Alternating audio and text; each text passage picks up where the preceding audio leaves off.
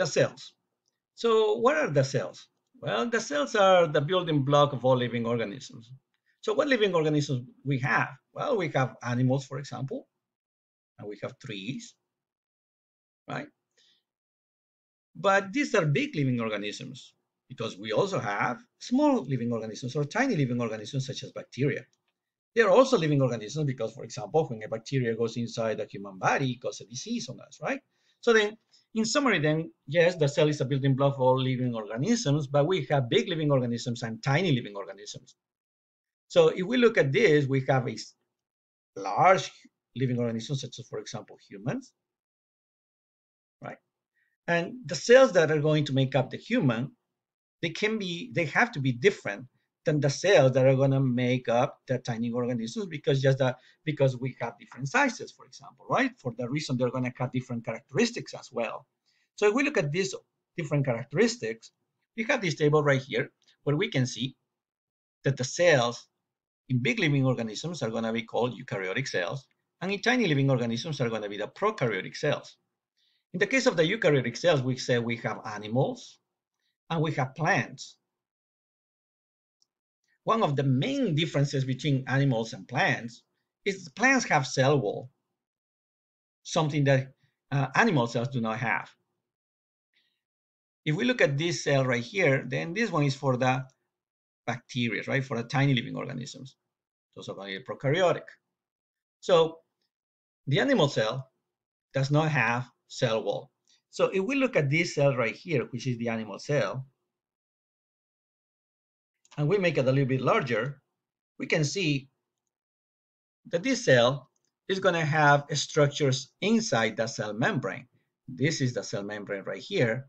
And inside the cell membrane, the structures that we are going to have, they are going to be the cell organelles. These cell organelles are these ones right here. What is the name of these cell organelles inside the cell? They're going to be, for example, peroxisomes, lysosomes, mitochondria.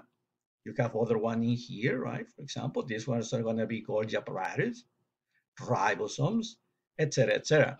So we have a cell membrane, and we have cell organelles inside the cell membrane.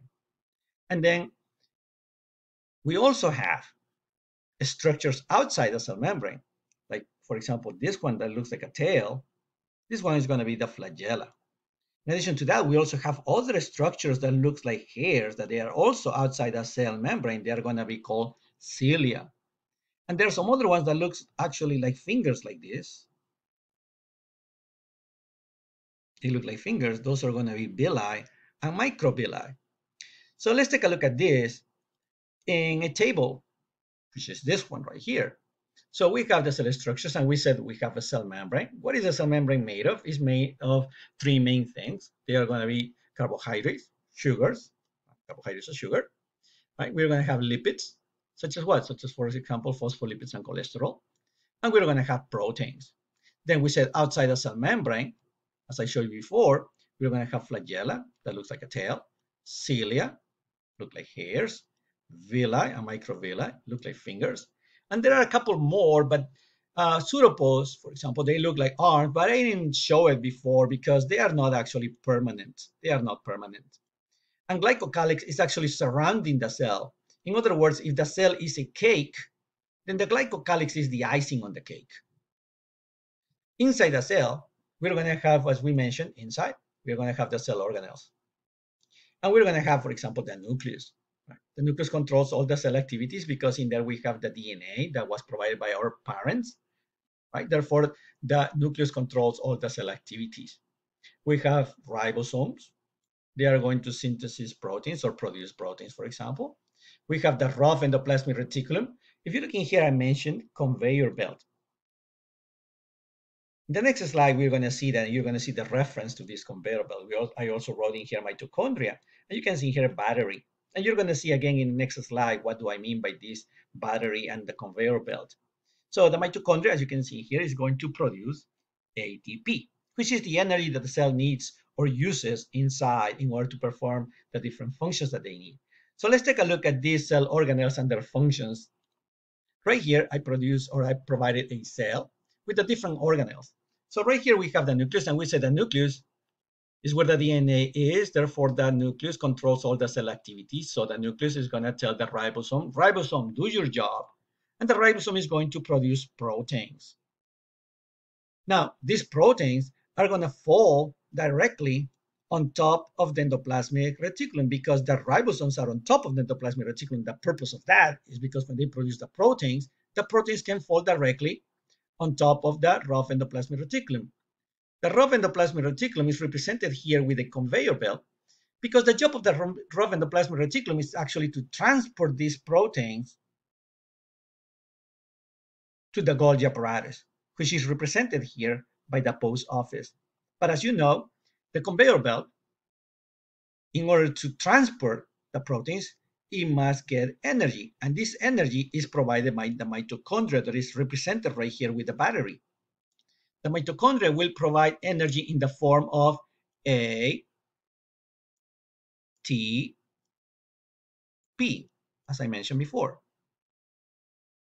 So then what happens with this protein? So we said the proteins are going to be these packages or these boxes that are being transported to the post office. So what do we do in the post office with a package? Well, for example, we have a box. Then in the post office, we're going to get this box. We're going to get a Scotch tape and we're going to wrap around the box. We're going to put the address in the box. We're going to get some labels and we're going to put the labels in the box as well. We're going to put we're going to pay for the postage and we're going to put the stamps in the box, etc., etc. When the box is ready, we're going to ship it. We're going to ship it outside the cell. That should be considered international shipping. For example, hormones. Or the cell may keep the protein because the cell may need that particular protein. So that may consider as local shipping. So then what happens when the proteins are modified in the post office? Then they can be sent outside the cell, international shipping, such as, for example, hormones, or that protein can be kept inside the cell. That would be local shipping. But when you finish working with the packages and you're ready to leave the post office, you're going to end up with garbage, right? For example, the receipt that you got from paying for the postage, the excess, Scotch tape, etc., etc. So what do you do with excess Scotch tape and all these things? So with the garbage, you're going to throw it in the garbage can, which is this garbage can right here. So this garbage can is going to be the the lysosome. So what's the garbage can? That's going to be the lysosome. So for example,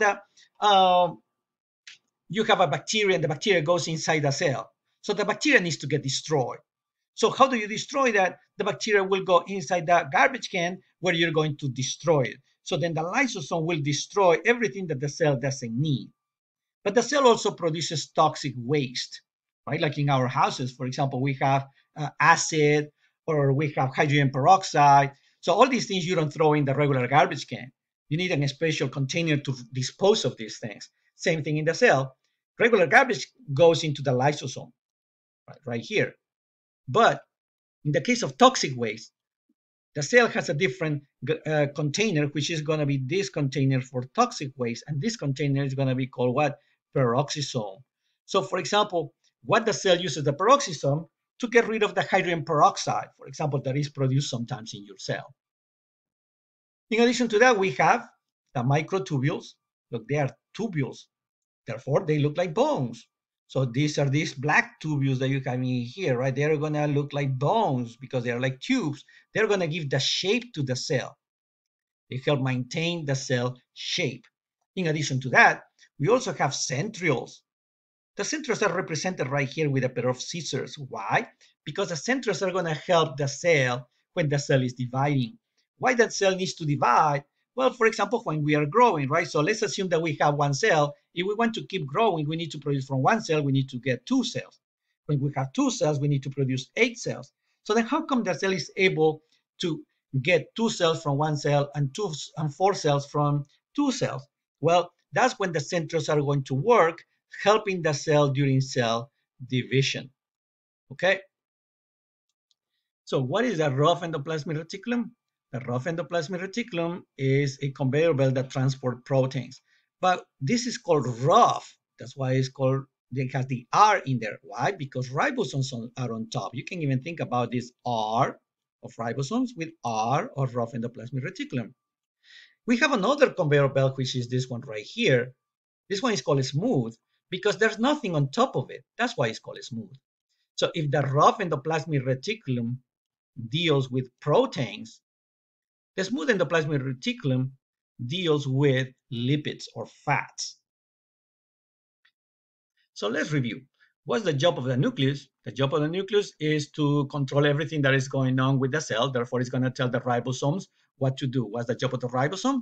To produce the proteins. Now, what's going to happen with the proteins produced by the ribosome? They fall on top of the rough endoplasmic reticulum, which is going to transport these proteins to the Golgi apparatus. Where the rough endoplasmic reticulum gets the energy in order to transport these proteins, you're going to get the energy from the mitochondria, because the mitochondria is going to produce ATP. What is it that Golgi apparatus is going to do with the proteins?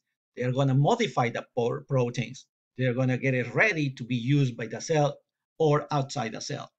What happens with that waste? Then it will go to the lysosome. What do we do if the waste is toxic? It will go to the peroxisome. In addition to that, we have some tubes, microtubules. They are going to be the bones of the cell, so they can maintain the shape that the cell has.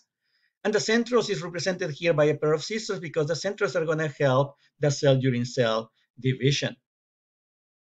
So let's review this with some questions. So the cell organelles, questions right here. So we have in here cell organelle provides energy. The energy was the battery. Which one was that? That was the mitochondria. It can be the lysosome. We said that's the garbage can. It cannot be the ribosome. That one produces proteins. Right? And the Golgi apparatus was the post office, so it can't be that one either.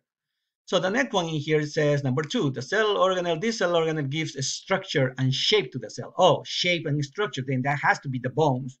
And the bones, we said they are going to be the tubes right here, the tubes. So right there, therefore, the answer is going to be B. Why not letter A? Because peroxisomes, we said that's for hydrogen peroxide. That's for toxic, right? Smooth endoplasmic, that was for the lipids, we said, right? And the nucleus can be that because the nucleus controls everything that's going on in the cell. So the next one says in here, this cell organelle, modifies or processes the protein. So modifies, that's got to be where the Golgi apparatus, right? The Golgi was the post office. It cannot be the ribosome because the ribosome produces the protein. It doesn't modify them. The center is a pair of scissors, so it can't be that. And we said the mitochondria is the battery. That's for energy, so it can't be that either. So the next one it says in here, this cell organelle creates or produces proteins. Oh, there you go. So the produces proteins, then it has to be letter C, the ribosome. It can be the Golgi because the Golgi modifies the proteins. It can be the lysosome because we said lysosome is the garbage can. It cannot be peroxisome because that's the garbage can for toxic waste. Next one, it says this cell organelle participates only during the cell division. Oh, that was the pair of scissors. The pair of scissors was the centriole. So this should be the answer. Centrioles. It cannot be the mitochondria. We said that's the battery. It cannot be the peroxisome because the peroxisome is for the toxic waste. And it cannot be the rough because remember we said rough with ribosomes, right? The rough is the one that transports the proteins produced by the ribosomes. So it cannot be that. So the answer for number 5 would be letter